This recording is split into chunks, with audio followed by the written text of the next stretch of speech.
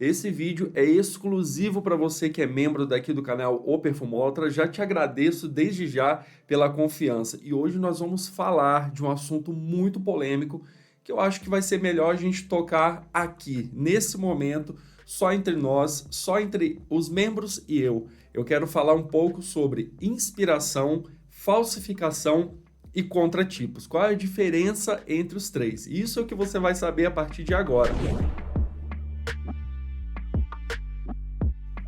Fala, perfumólatra, tudo bem com vocês? Hoje o assunto é bem polêmico aqui e a gente precisa mesmo tocar um pouco nesse assunto para a gente começar a derrubar alguns mitos. Será que contratipo se encaixa em falsificação? Será que inspiração e contratipo é tudo a mesma coisa?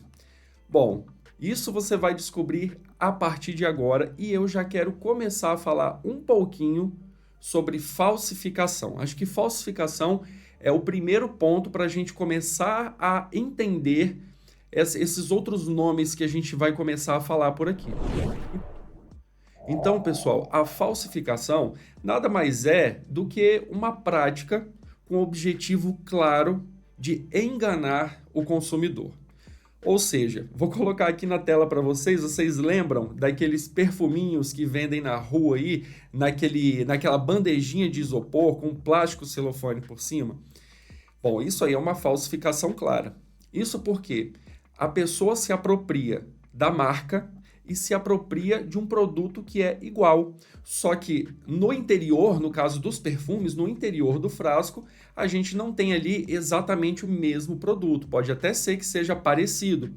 O Blanc de Chanel, pessoal, é um dos perfumes, se não o mais falsificado em todo o mundo. É por isso que no YouTube, de vez em quando, pipoca algum vídeo aí te ensinando a fazer aquela diferenciação, né? Quais são as principais diferenças entre um frasco original e um frasco falsificado?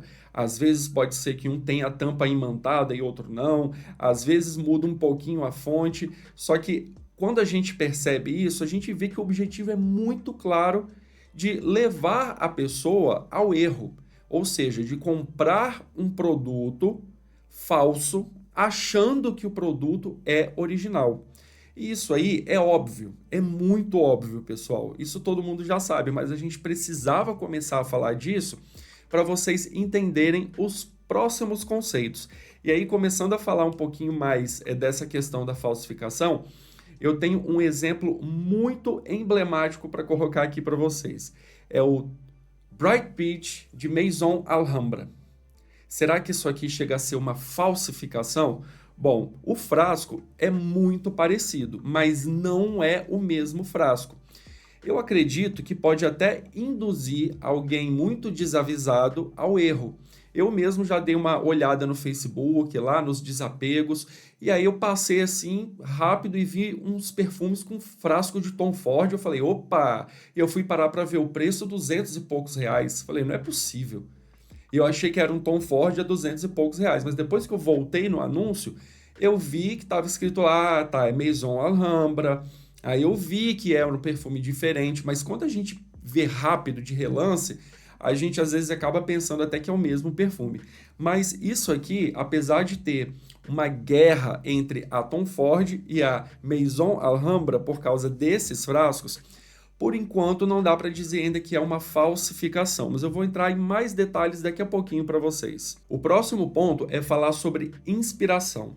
Às vezes, eu mesmo cometo o erro de, nos meus vídeos, quando eu estou falando sobre contratipos, falar, essa aqui é uma inspiração brasileira, mas isso eu fazia há algum tempo, e agora que eu já entendi melhor todos esses conceitos, eu já estou deixando de falar. Se eu falar daqui para frente, provavelmente vai ser um erro que eu não percebi.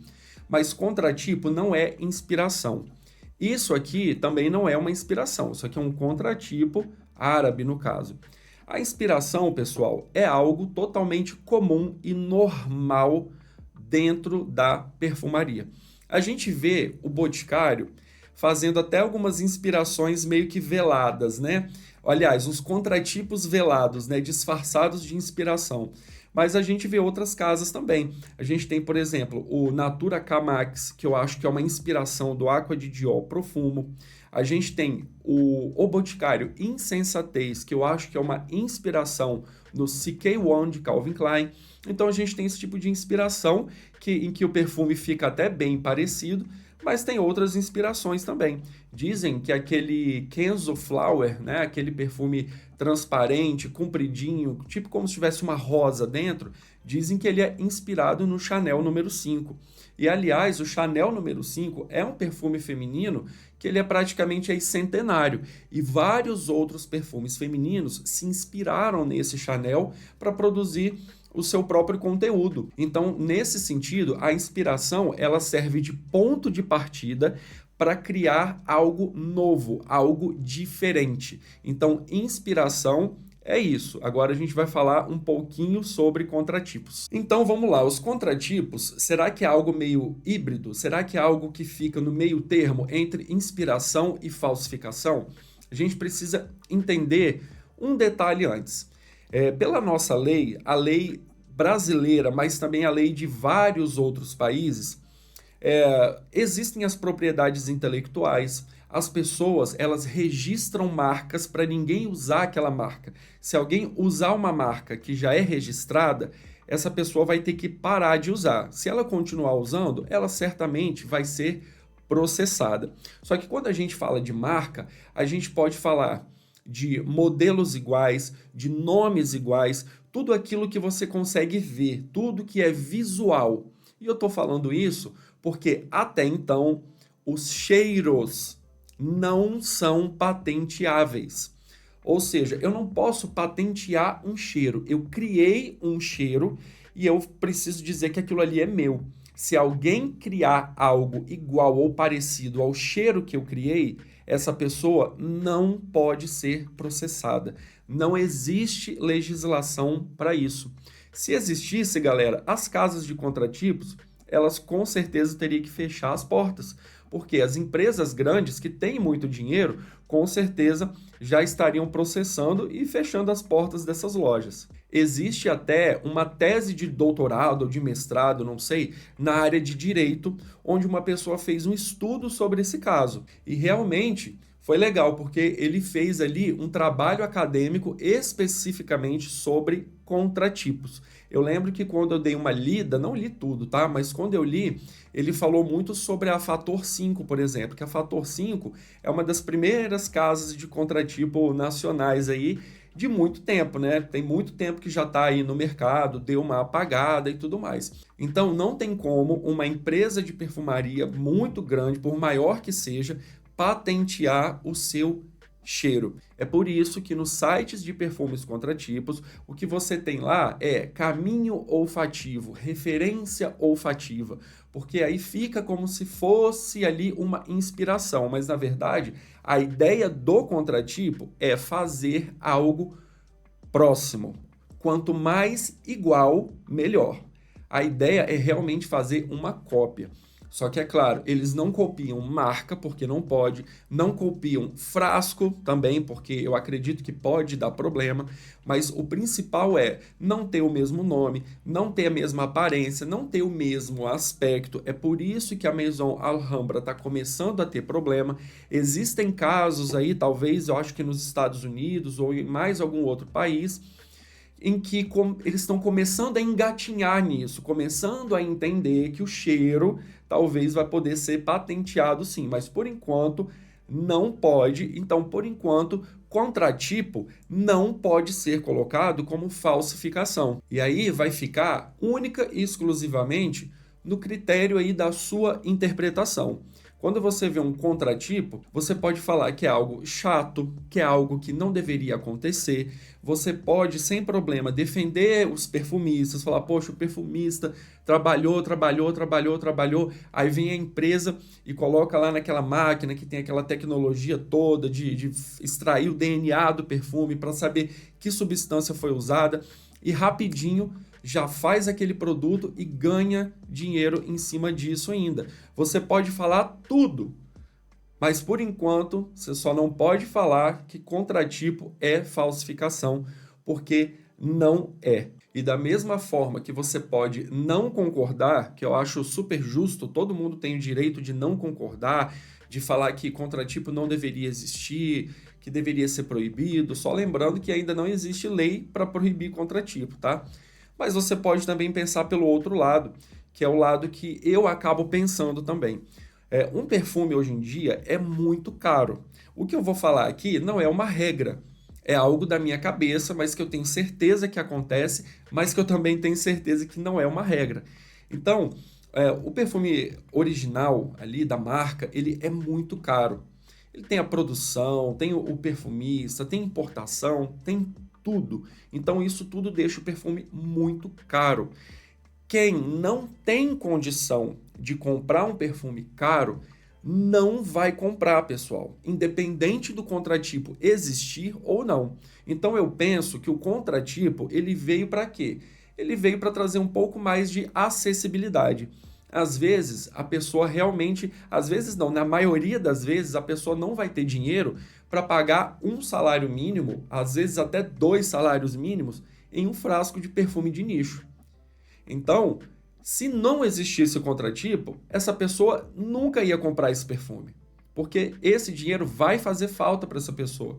Então, ele vai recorrer, de repente, ao decante para conhecer, ou então ao contratipo. Eu não acho que, na grande maioria dos casos, uma coisa concorre com a outra. Por quê? Porque se você tem o dinheiro para comprar o original, você vai comprar o original. Se você não tem dinheiro para comprar o original, provavelmente você não vai se apertar, se endividar para poder ter o original. Você vai recorrer ao contratipo. É claro que isso não é uma regra, existem exceções, mas eu penso muito dessa forma. E até porque, pessoal, também se fosse proibido, eu vou citar as duas empresas que eu tenho parceria aqui, que é a Asa Parfums e a JA Essence de la Vie. Essas duas empresas, elas são 100% regularizadas perante o governo.